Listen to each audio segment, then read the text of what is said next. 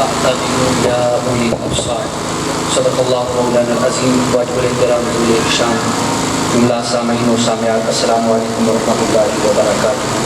میں آج کے اس خوبصورت جدید information and technology programme seminar کے انعقاد پر اس کے منتظمین کو صمیم قلب سے مبارکباد پیش کرتا ہوں۔ اللہ رب العزت ان کے اقدام کو ہمارے لیے باعث سے برکت بنائے۔ چند لمحات دو چار باتیں والدین سے۔ کسی بھی قوم کا اصل سرمایہ اس کے جوان ہیں۔ اگر میری گفتگو کو ایک بندہ بھی سن لے گا کم از کم میرے آنے کا مقصد پورا ہو جائے گا۔ کسی بھی قوم کا اصل سرمایہ اس قوم کے جوان ہیں۔ جب کسی قوم کے جوان اپنے فریضے کی ادائیگی میں کوتاہی نہیں برتے تو کائنات کی کوئی بھی پاور انہیں ترقی کرنے سے روک نہیں سکتی۔ اس کی سب سے بڑی اور اہم وجہ یہ ہے کہ زندگی کا یہ جو حصہ جوانی کا ہے یہ ایک جنون کا حصہ ہے، اور حدیث پاک میں بھی جوانی کو ایک شعلے کے ساتھ تعبیر کیا گیا، کیونکہ اس زندگی کے اس حصے میں، عمر کے اس حصے میں انسان کو کوئی بھی چیز ناممکن نہیں لگتی۔ اپنی ذات پہ بھروسہ ہوتا ہے کہ میں کائنات کے ہر شعبے میں کام کر سکتا ہوں۔ اور اگر ہم اسلام کے پوائنٹ آف ویو سے دیکھیں تو حضور سرور عالم نے ارشاد فرمایا کہ کل قیامت کے دن انسان اپنی جگہ سے قدم نہیں اٹھا پائے گا کہ اللہ رب العزت اس سے چار چیزوں کے بارے میں سوال کریں گے۔ پہلا سوال، بتا عمر کہاں گزاری؟ اور یہ چاروں سوال جوانی سے متعلق ہے، جوانی بھی عمر میں۔ اس کے بعد دوسرا سوال یہ ہوگا کہ وہ جوانی کا جو حصہ ہم نے تمہیں دیا تھا، اپنی جوانی کا ولولہ کن کاموں میں صرف کیا۔ تیسرا سوال یہ ہوگا کہ کمایا کہاں سے۔ چوتھا یہ سوال ہوگا کہ پھر لگایا کہاں۔ پانچواں یہ سوال ہوگا جو علم پڑھا اس پہ عمل کیا کہ نہ کیا۔ آپ دیکھیں تو یہ پانچوں سوال جوانی سے ہی متعلق ہیں، یعنی انسان علم سیکھنے لگتا ہے تو یہیں سے، انسان کمانے کے آپ پہ آتا ہے تو یہیں سے، اپنی جیب سے خرچ کرنا لگانے پہ آتا ہے تو جوانی پر، اگر اگلی زندگی میں قدم رکھتا ہے تو جوانی کی صورت پر آتا ہے۔ اس لیے اسلام نے نوجوان کو اپنی زندگی میں اپنی عمر کی اس حصے کو کارآمد بنانے کے لیے بڑا زور دیا، اور اس قدر زور دیا حتیٰ کہ ہم اپنے اسلاف کا مطالعہ کریں کہ روز اول سے لے کر آج تک جتنے بھی لوگ ترقی کر رہے ہیں، جنہوں نے ایک گول کو اچیو کیا، اسی عمر میں کیا۔ حضرت اسامہ بن زید رضی اللہ تعالیٰ عنہ نے اسی عمر میں میری سرکار نے پورے لشکر کی قیادت آپ کے حوالے کر دی۔ حضرت خالد بن ولید رضی اللہ تعالیٰ عنہ اسی عمر کے حصے میں سیف اللہ کا لقب پایا۔ حضرت امام غزالی رحمۃ اللہ تعالیٰ علیہ نے علم کے دریا میں غوطے لگائے، اور عالم اسلام آج آپ کی تعلیمات کو ماننا ہے۔ محمد بن قاسم صلاح الدین ایوبی اسی عمر کے حصے میں انہوں نے تاریخ میں اپنا نام روشن کیا۔ لیکن آج کیا وجہ ہے کہ ہمارا ماضی اتنا روشن ہے، آج ہمارا ماضی اتنا کمال کا ہے، ہم پڑھتے ہیں تو ہمیں یقین نہیں آتا کہ ہمارے اسلاف کس قدر ترقی یافتہ تھے۔ اور میں کہتا ہوں کائنات کا کوئی ایک ایسا شعبہ کہ جس شعبے میں مسلمانوں نے اپنی خدمات کو سر انجام نہیں دیا۔ ایک وقت تھا، خدا کی قسم، آج جو کائنات کی سپر پاوریں ہیں یہ ہمارے اسلاف کے سامنے بیٹھ کے زانو تلمس طے کرتے تھے۔ اس وقت جب مسلمانوں نے جدید تعلیم کی طرف توجہ دلائی، آج کے جو پاپی بنے ہوئے ہیں یہ پادری، یہ اس وقت سب سے زیادہ جدید تعلیم کے خلاف تھے۔ نعرے بازی جاری رہتی، لیکن اس وقت ہمارے اسلاف نے محنت کی، لیکن ہم نے نقصان کہاں اٹھایا؟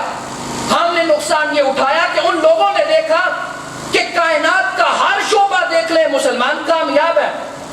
ہم مسلمانوں کو، ہمارا پوائنٹ اور زندگی کا مقصد یہ ہے کہ ہم نے مسلمانوں کو نیچے کرنا ہے، ہم نے مسلمانوں کو دیوانا۔ خدا کی قسم یہ اسلام ایک واحد ایسا مذہب ہے، اور یہ اس کی حقانیت کی دلیل ہے کہ کائنات میں جتنے بھی مذاہب ہیں ان کا مقصد یہ ہے کہ اسلام کو دبانا ہے، اور وہ اس فی زمانہ وہ اپنے اس مقصد میں کسی حد تک کامیاب ہوتے نظر آ رہے ہیں۔ انہوں نے جب یہ دیکھا کہ ہر میدان میں کامیاب ہو رہے ہیں، اور آنے والے دور کی ضرورت کیا ہے، علم کے میدان میں ہم انہیں کس حد تک مار دے سکتے ہیں، تو انہوں نے کیا کیا؟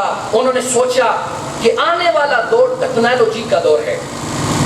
انہوں نے کیا کیا کہ اس ٹیکنالوجی پہ قبضہ کیا۔ آج میں, پوری دنیا میں میڈیا کا جتنا سسٹم ہے آج اغیار کے ہاتھوں میں. اس کا نقصان کیا ہوا؟ اس کا نقصان یہ ہے کہ عالمی سطح پر وہ آج اپنی مرضی کی اسلام کی تعریف بیان کر کے لوگوں کے سامنے بیان کر. جب آپ کسی ماہر بندے کے سامنے, اسلام سے لا علم بندے کے سامنے اسلام مسلمان کا نام لیتے ہیں تو اس کے ذہن میں ایک دہشت گرد کی تصویر آتی ہے کہ مسلمان دہشت گرد ہے. اس کی وجہ کیا ہوئی؟ اس کی وجہ یہ ہوئی کہ ہم نے جو ہمارے اسلاف کی جو وراثت تھی, جو دین ہمارے اسلاف کی وراثت تھی, جو علم وراثت تھی ہمارے اسلاف, ہم نے کمی بتائی, ہم نے یہاں کمی دکھائی, کوتاہی دکھائی, وہ آ کے ہمارے اوپر ہیوی ہو گئے. انہیں نے ان چیزوں کو کنٹرول کیا. جب میڈیا ان کے ہاتھوں میں ہے وہ لوگوں کو جو دکھانا چاہے وہ دکھا سکتے ہیں. ہم کیا کر سکتے ہیں؟ ہمیں دہشت گرد بنایا کیوں گیا؟ اس کی وجہ ہم فلسطین اپنے حق کے لیے لڑ رہے, عراق اپنے حق کے لیے لڑ رہے کہ جی مسلمان دہشت گرد ہیں. میں کہتا ہوں میرے جوانوں, یہ جان ہی کسی قوم کا سرمایہ ہے اور والدین ہی تربیت کریں گے. میں کہتا ہوں یہ جو اسلام کا رخ انہوں نے چینج کر کے لوگوں کے سامنے پیش کیا, مجھے نہیں ضرورت کہ میں اسلام کا نام بلند کروں, اسلام کو صحیح معنوں میں پیش کروں. میں کل میں کمرے میں بیٹھ جاؤں گا تو اسلام کی تبلیغ کیسے کر سکوں گا جب مجھے حکم ہے؟ اگر یہ ایک ذریعہ ہے ٹیکنالوجی کا اپنی بات دوسرے تک پہنچانے کا, تو خدا کی قسم اسلام میں نے کہا سب سے پہلے جدید تعلیم کی طرف میری سرکار نے غزوہ خندق کے میدان میں جو خندق کھدوائی ہے, ہر دور کے تقاضے اپنے ہیں, اسلام جدید تعلیم کے. اور میں نے کہا اس وقت سب سے پہلے جو اس وقت کی جدید تعلیم تھی یا جدید ٹیکنالوجی تھی, عرب میں اس وقت کبھی کسی نے خندق نہیں کھودی تھی. میری سرکار نے عرب والوں کو محفوظ کرنے کے لیے جو خندق کھدوائی گئی, یہ اس وقت کی جدید ٹیکنالوجی. اور میری سرکار اسلام کی خاطر, اسلام کی سربلندی کے لیے جدیدیت کو پسند فرماتے. یہ جو بحری بیڑا ہے یہ اس دور کا تقاضا تھا جب حضرت امیر معاویہ رضی اللہ تعالیٰ عنہ فتوحات کر رہے تھے. اس سے پہلے یہ بحری بیڑے کا تصور ہی کوئی نہیں تھا. آپ نے پوری فوج دریا میں پھینک. یہ تھی جدید ٹیکنالوجی جسے آج جدید رنگوں میں پیش کیا جا رہا ہے. میں کہتا ہوں جو اپنی ملت کے جوانوں سے رونا کیسے روئیں؟ ملت کے جوانوں سے رونا تو رو دیا کہ تمہارا ماضی بڑا شاندار تھا. کائنات کا کوئی نظام, کوئی مضمون ایسا نہیں تھا کہ جس میں تم نے کارکردگی نہ دکھائی ہو. میری ملت کا جوان یہ کہتا ہے مجھے یہ سلیبس دیا گیا کہ رٹا مارو رٹا مارو رٹا مارو, میں اسے پڑھ کے کیا بیان کروں؟ میری ملت کا جوان ہاتھ میں ڈگری لے کے نوکری لینے کے لیے جاتا ہے, آگے انٹرویو دینے کے لیے جاتا ہے, تو جی بھی اتنا کمال کا ویلیویبل ڈگری ہے, اس کے باوجود وہاں سے کوئی ریپلائی نہیں آ رہا. اس کی وجہ کیا ہے؟ اس کی وجہ یہ ہے کہ ہمارے اداروں نے کوتاہی برتی. ہم نے پڑھا تو دیا لیکن بچوں میں سکلز پیدا نہیں. لیکن آپ کسی بھی کمپنی میں جائیں گے, آپ آئی ٹی کے شعبے کو دیکھ لو, مائکرو سافٹ ویئر کتنے ہی ایسے یونٹ ہیں کہ جہاں جگہ خالی ہے, کتنی ہی نوکریاں ایسی ہیں, لیکن ہمارے جوان شعبے میں کامیاب کیوں نہیں؟ اس کی وجہ, ایک وجہ تو یہ ہے کہ ہم نے بچوں کو رٹا پڑھایا. اور یہ سر ابھی بات کر رہے تھے کہ لڑکی کی, تو ہمارے ڈیرہ اسماعیل خان کا 14 سالہ بچہ جس نے بابر اقبال اس کا نام, انفارمیشن ٹیکنالوجی میں جس نے 14 سال کی عمر میں 4 ورلڈ ریکارڈ قائم کیا. پہلا ورلڈ ریکارڈ اس نے 9 سال کی عمر میں قائم.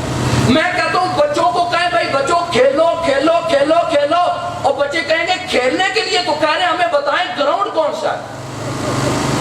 گراؤنڈ ہے نہیں, ہمیں کہا جا رہا کھیلو. میں کہتا ہوں بچوں کو کہ آؤ انفارمیشن ٹیکنالوجی میں کامیاب ہو, خود مختار بنو. آج اتنے ایپس ہیں کہ والدین مہنگائی کا دور ہے, تو دوسری وجہ یہ ہے کہ اخراجات برداشت نہیں کر سکتے.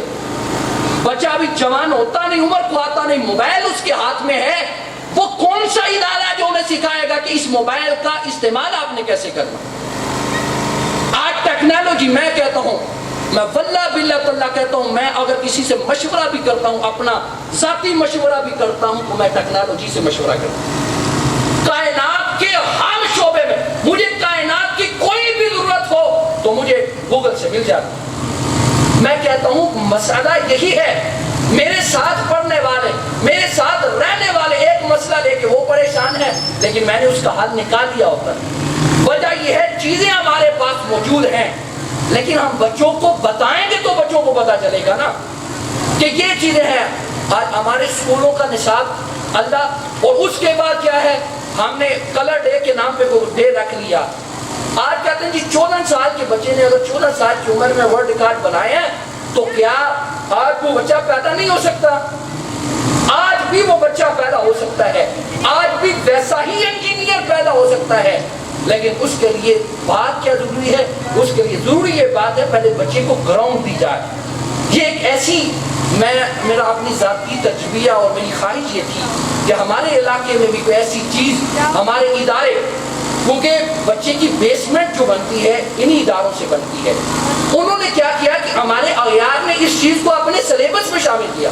ہم نے پڑھا تو دیا لیکن پریکٹیکل کر کے نہیں دکھا. اور بچہ پڑھنے سے اتنا نہیں سیکھتا جتنا پریکٹیکل کر کے سیکھتا. حتیٰ کہ یہاں تک میں کلاس میں، وہ چھوٹے بچے میں کلاس میں یوں ہاتھ ماروں گا تو وہ بھی ہاتھ مارے کہ شاید یہ ہمارے سلیبس میں ہے. اور میں کہتا ہوں بچے پڑھنے سے اتنے نہیں سیکھیں گے، سکلز بتانے کے لیے بچوں میں پیدا نہیں ہوگی. پریکٹیکلی طور پہ کوئی ادارہ ہو جس کا کام یہ ہو کہ بچوں کے اندر سکلز پیدا کرے کہ بچوں تم بھی ایجادات کر سکتے ہو، تم بھی آج اغیار کا مطالبہ کر کے اپنے والدین کا روشن نام کر سکتے ہو. یہ عمر انسان کو ایموشنل بلیک میل کرنے کی بھی ہوتی ہے. اگر بچے کو اس طرح کی باتیں کی جائیں تو بچہ اس طرف جاتا ہے اور ضرور جاتا ہے. اس میں ایک چیز تو یہ ہے کہ اللہ رب العزت نے کرم کیا، آپ کے ادارے میں آپ کے بچے پڑھیں گے، وہاں سرکاری سطح سے ضرورت ہے کہ بچوں کا ذہن بنایا جائے.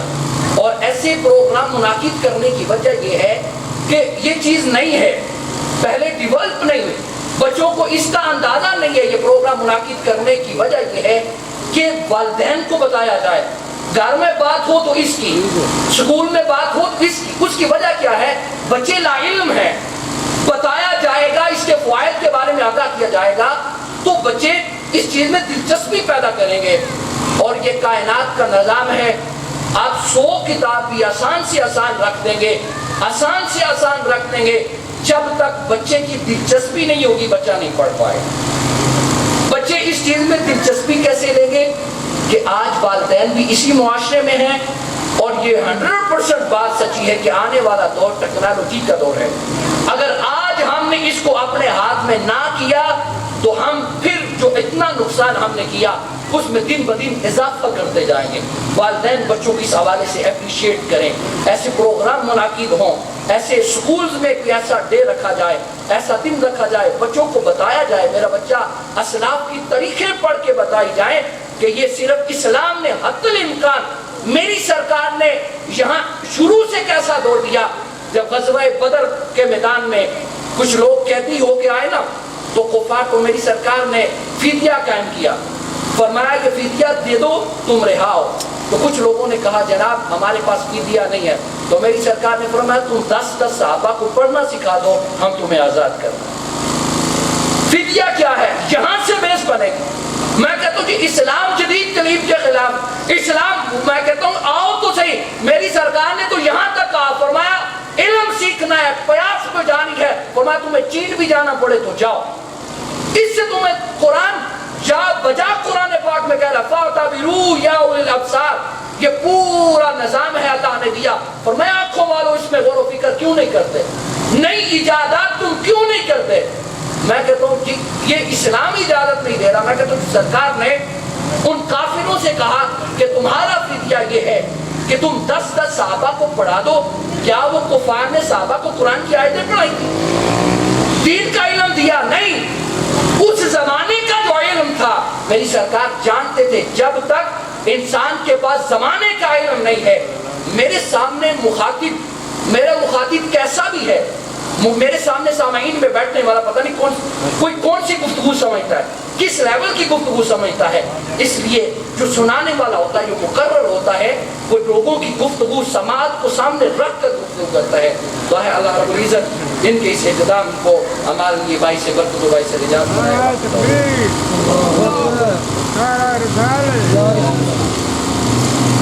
شہید علامہ محمد صدیق صاحب، جناب ہم آپ کے بہت مشکور ہیں کہ آپ نے ہمیں اپنے قیمتی الفاظ سے نوازا۔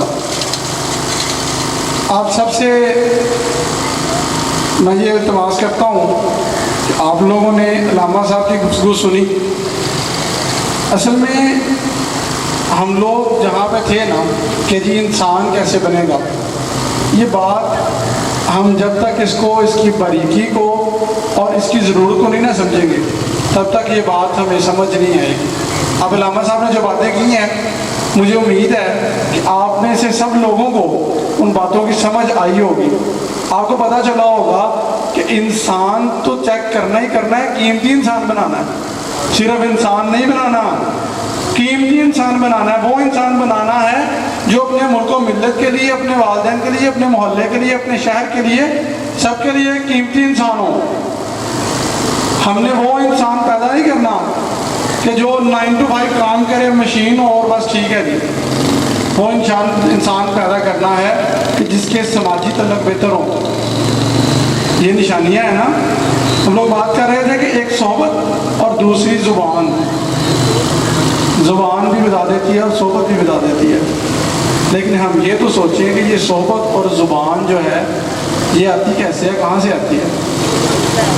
تھوڑی سی اس کے اوپر میں روشنی ڈالتا چلوں کہ انسان کی جو صحبت ہے نا، انسان کی پہلی دستگاہ تو ہو گئی ماں کی گود۔ اس کے بعد ہم نے اس کو اٹھایا یا مدرسے میں بھیج دیا یا ہم نے اس کو کسی اسکول میں بھیج دیا۔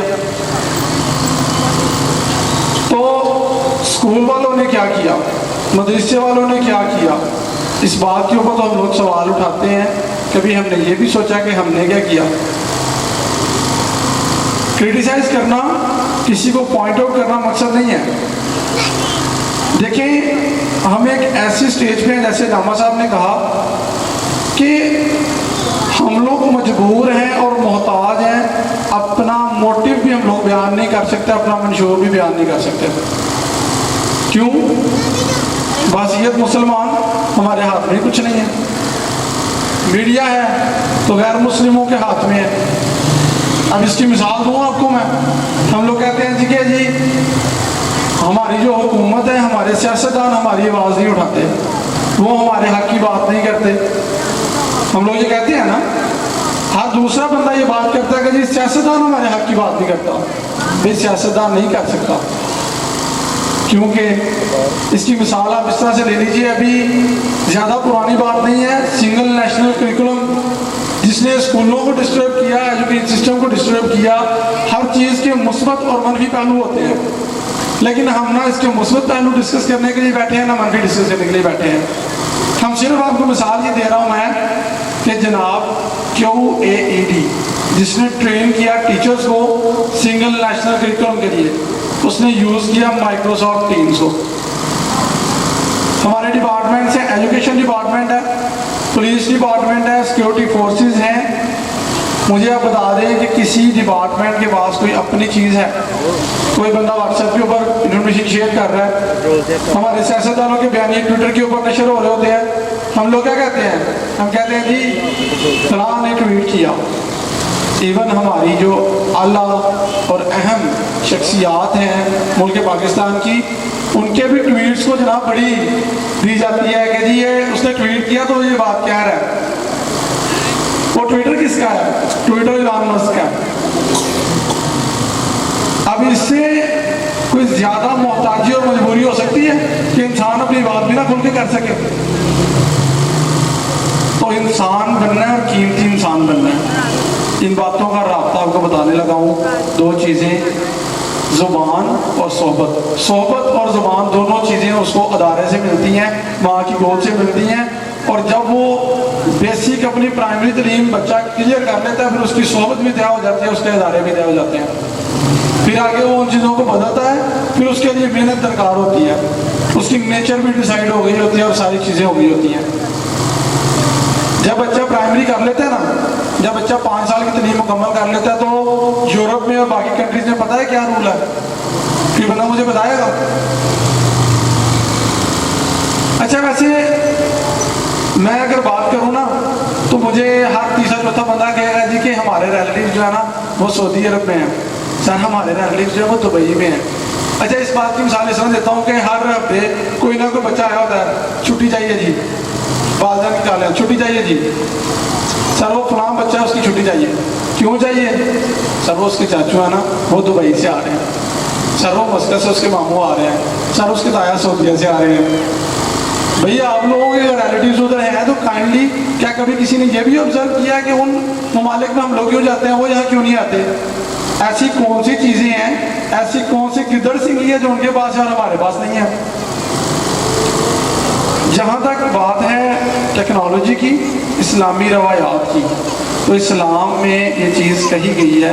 اللہ کہتا ہے کہ زمین و آسمان کھلے ہیں، ان میں ریسرچ کریں، دیکھیں، اپنی علم کو بھی استعمال کریں، عقل کو بھی استعمال کریں، اور میری نشانیاں دیکھو، پھر میری طرف آؤ اور مجھ سے فضل کی دعا کرو، مجھ سے رزق مانگو۔